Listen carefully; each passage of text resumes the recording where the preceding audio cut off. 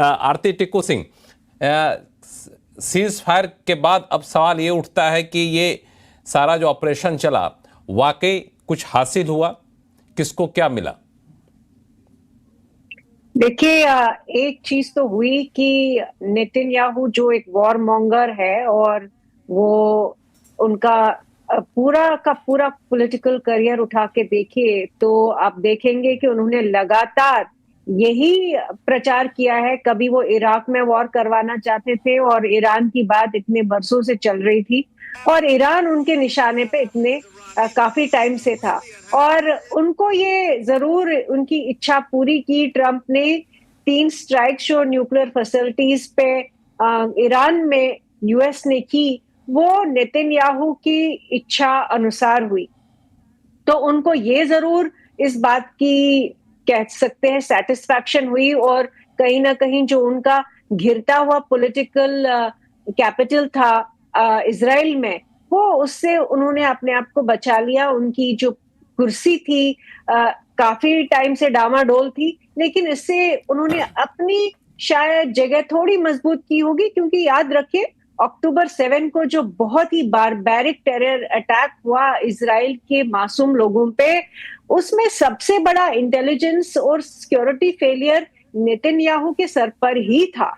और अब उन्होंने अमेरिका को जबरदस्ती करके, देखिए अमेरिका का हम लोगों ने ये देखा कि इराक वॉर के बाद अमेरिका के अंदर जो एक नया मूवमेंट खड़ा हुआ, जिसकी वजह से प्रेसिडेंट ट्रंप चुने गए, मागा मूवमेंट जिसको कहते हैं, मेक अमेरिका ग्रेट अगेन, उन लोगों को एक जो रियलाइजेशन हुई कि अमेरिका ने जो ये एंडलेस वॉर्स किए उससे अमेरिका की आर्थिक स्थिति खराब हुई, लोगों को बहुत नुकसान हुआ और अमेरिका की जो वर्चस्व था दुनिया में वो गिरता रहा। क्योंकि किसी को भी आज की डेट में अगर आप कहेंगे कि अमेरिका एक राइटियस या एक बहुत ही अच्छा सुपर पावर है, तो कोई मानने को तैयार नहीं होगा। क्योंकि इराक में जब आप वेपन्स ऑफ मास डिस्ट्रक्शन के एक्सक्यूज पे गए और वहां वेपन्स ऑफ मास डिस्ट्रक्शन नहीं निकले, तो ये सबके सामने साबित हुआ कि अमेरिका अपनी मनमर्जी का गुंडा है और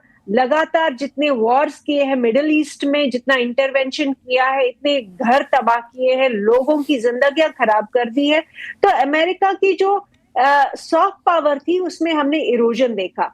अब इसमें किसको क्या मिला जो सवाल है, मैं कहूंगी कि ट्रंप को मुझे लगता है नुकसान बहुत ज्यादा हुआ, क्योंकि वो अपनी मर्जी के बगैर, चूंकि मागा मूवमेंट का आपने देखा होगा क्रिटिसिज्म ओपनली आया जैसे ही ट्रंप की सरकार ने 3 स्ट्राइक्स न्यूक्लियर फैसिलिटीज पे ईरान में की। मागा मूवमेंट के जितने भी बड़े लीडर हैं उन्होंने उसको क्रिटिसाइज किया। दूसरी बात ये कि अमेरिका की जो ओवरऑल सिचुएशन है, जो उन्होंने प्रॉमिस किया था कि वो जॉब्स लाएंगे, वो बहुत डेवलपमेंट आएगी अमेरिका में, लेकिन वो हर चीज में फंस रहा है। प्रेसिडेंट ट्रंप जो है ना तो यूक्रेन रशिया का वॉर सुलझा पाए, ना तो गाजा में वो वॉर रुकवा पाए, और अब तीसरा उनके अंडर शुरू हुआ और उन्होंने उसमें शामिल भी हुए।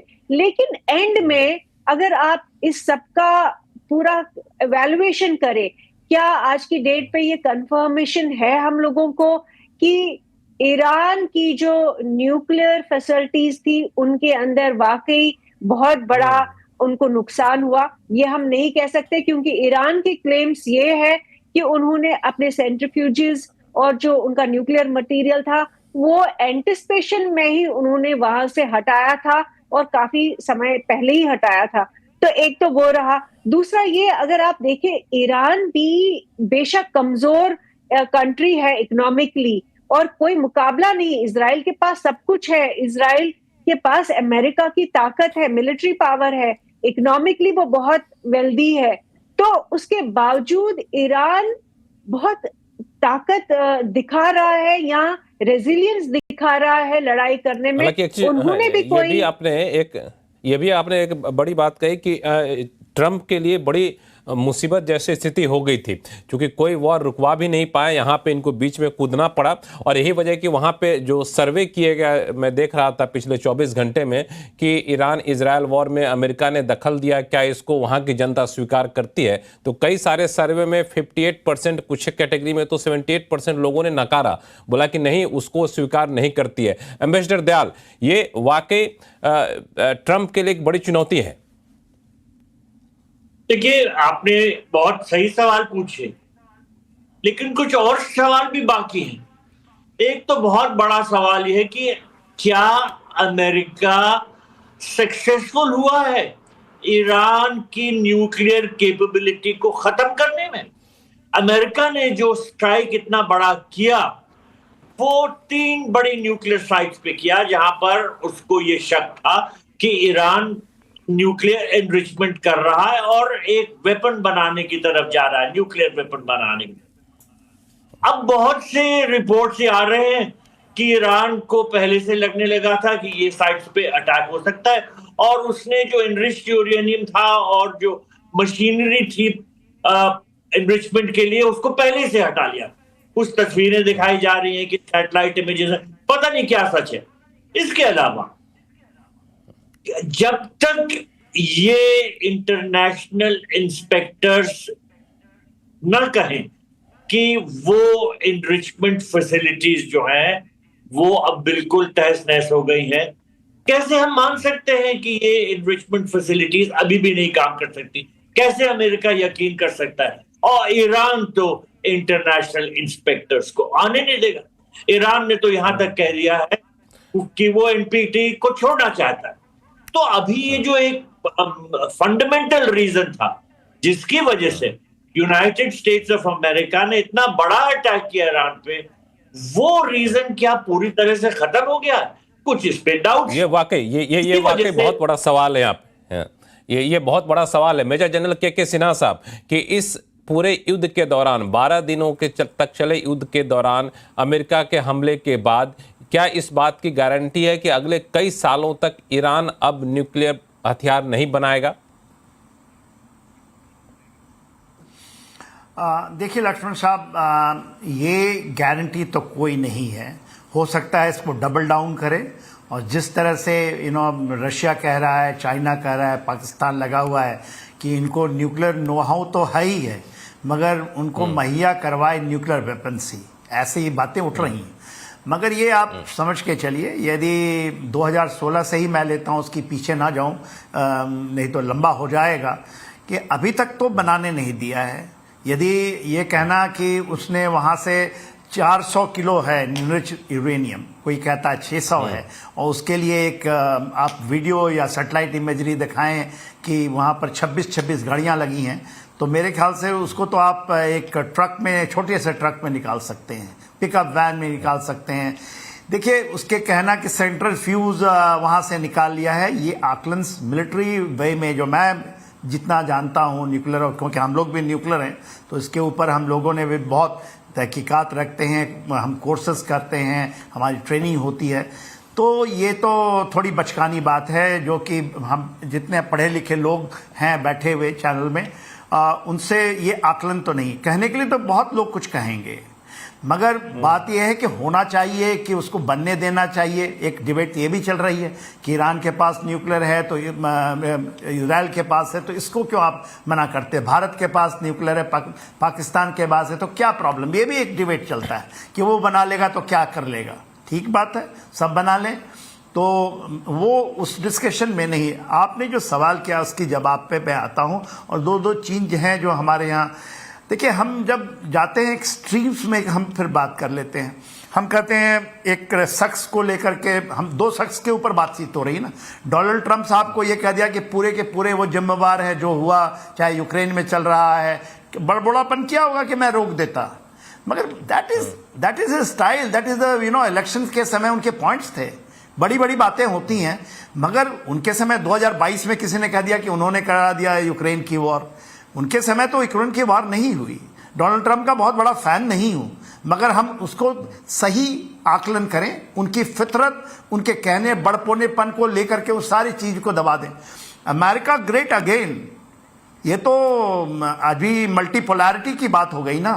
वो तो हम अभी भी मानना चाहते हैं कि नहीं नहीं, America should be the great again, और great again and unipolar world. और किसी ने कह दिया कि ये इसी समय हो गया। 1945 में हिरोशिमा नागासाकी के ऊपर में बम गिराने, उस समय की पूरी युद्ध सेकंड वर्ल्ड वॉर खत्म होने पे आई थी, अमेरिका ने वहां पर बम गिरा दिया, लोगों को हम भूल गए। देखिए, इतिहास के पन्नों को आप भूलिएगा और केवल हम आज के पन्नों को पृष्ठभूमि के लेकर के पूरे आकलन करें तो हम तो गलत ही हैं। हमारी सोच में कहीं खोट होगी या हमारे आकलन में बहुत एक छिछलापन होगा, मैं ऐसा मानता हूं। हो सकता है मैं गलत हूं। ये कहना कि कुर्सी बचाने के लिए लड़ाइयां चल रही हैं, 7 अक्टूबर वो कभी वहां कराना चाहते थे, वहां कराना चाहते थे, अभी करा करके या वहां के एम्बेसडर साहब ने क्या कहा, death to America, death to Israel, वो तो है ही ना, ये कॉन्सेप्ट तो है ही है। कोई भी देश यदि कहता है कि ये बॉम्ब, जैसे पाकिस्तान कहता है कि ये बॉम्ब हम बनाए हैं भारत को तहस नहस करने के लिए, आप कुछ करोगे मैं मार दूंगा, how can it be right? Bharat ने कभी कहा कि पाकिस्तान पे हम बॉम्ब बनाए हैं, चला देंगे, उसको खत्म कर देंगे, तहस नहस कर देंगे? दिस न्यूक्लियर थ्रेट यदि बनती है तो there is no right any country should have the nuclear bombs. पूरी मानवता को खत्म करने की बात, ऐसे तो होना ही नहीं चाहिए, पर है भी। तो this is not, and then taking a side, ये डिबेट्स में दिस इज एब्सोल्युटली रॉन्ग मेरे अनुसार। कोई कहता है कि इंटेलिजेंस फेलियर हो गया और उनके ऊपर में पूरी, हम 22 अप्रैल 2025 में भी इंटेलिजेंस फेलियर है पहलगाम में, इसके भी पॉइंट फिगर कीजिए किसी के ऊपर। इंटेलिजेंस फेलियर सत्ता के लोग बैठे उसका नहीं होता है, इंटेलिजेंस फेलियर सिक्योरिटी फोर्सेस का होता है। आप उसको जिम्मेवार बना करके, ये छिछली बातें ये पॉलिटिकल डिबेट के अंदर होता है, ऑपोजिशन कर देगा, सत्ता पक्ष को कह देगा, ये चीजें स्ट्रेटेजिक डोमेन के डिस्कशंस में माने नहीं रखती हैं। 9/11 के बाद कौन सा राष्ट्रपति अपना पद छोड़ दिया अमेरिका का? इससे ज्यादा क्या इंटेलिजेंस फेलियर होता है? देखिए, आपके इस बात बोली है, शायद मेरी बातों में एक जवाब ले लेता हूं। मिर्ची लग सकती है, तीखीपन हो सकता है, तीखापन हो सकता है। नहीं, आप रिटायर्ड मेजर जनरल हैं, तो आप रिटायर्ड मेजर जनरल, तो आपसे ऐसी बातें की अपेक्षा की जाती है, इसमें कोई तीखापन नहीं है। आरती टिक्कू सिंह कुछ कहना चाहेंगे इस पे? लक्ष्मण जी, एक तो पहले ये कि पेट्रनाइजिंग कमेंट्स किसी भी डिबेट में शोभा नहीं देता किसी को भी, और सबकी रिस्पेक्टफुली बात सुननी चाहिए। कोई बड़ा या छोटा नहीं होता, कोई बच्चा या बड़ा नहीं होता। अगर इस प्लेटफॉर्म पे मैं हूं तो अपने बलबूते पे हूं। दूसरी बात ये कि स्ट्रेटेजिक डोमेन मुझे भी मालूम है, मैं इंटरनेशनल अफेयर्स की स्टूडेंट हूं और मैं इंटरनेशनल अफेयर्स से पिछले 20 साल से काम कर रही हूं। दूसरी बात नहीं, लेकिन आपने जिस तरह की बातें की कि यहाँ पे कोई पॉलिटिकल रेट्रिक नहीं है, सारे फैक्ट्स मैंने तथ्य सामने रखे, मैंने तथ्य सामने रखे हैं, जो तथ्य है वो सच है। अगर आप बात को थोड़ा सा देखिए मैम, नेतन्याहू के स्टेटमेंट सारे लीजिए, 20 साल के स्टेटमेंट्स लीजिए, उन्होंने क्या नहीं कहा कि इराक में वॉर होना चाहिए और वेपन्स ऑफ मास डिस्ट्रक्शन वहां पे है, जबकि वो नहीं निकले। वो तथ्य है। नितिन ने आपने कहा 7 अक्टूबर के जो उन्होंने जघन्य अपराध किया 3H का, वो उसका फेलियर है। ये कौन सा ये आपका एनालिसिस है? बिल्कुल, ये कौन सी एनालिसिस है जिसको मैं यहाँ बैठे हुए यहाँ इसको समझूं? आप मोदी को कहिए ना कि फेलियर हो गया। 22 अप्रैल को बोलिए खोल करके, भारत के बारे में आप बोलिए प्लीज फॉर गॉड सेक। 22 अप्रैल पहलगाम की बात करें, फिर ये नहीं है, ये फेलियर नहीं है गवर्नमेंट की, ये गलत बातें हैं। पढ़िए, फॉर्मर रॉ चीफ विक्रम सूद का आर्टिकल पढ़िए। अगर आपको स्ट्रेटेजिक डोमेन नहीं मालूम है, विक्रम सूद को स्ट्रेटेजिक डोमेन मालूम है, उनको मालूम है इंटेलिजेंस। मैं नहीं कर रहा,